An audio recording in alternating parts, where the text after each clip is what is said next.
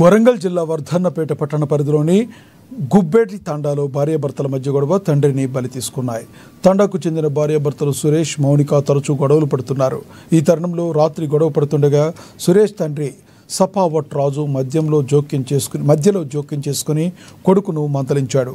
దీంతో కొడుకు సురేష్ తన తండ్రిని ఛాతీపై గుద్దడంతో అక్కడికక్కడే మృతి చెందినట్లుగా స్థానికులు తెలుపుతున్నారు.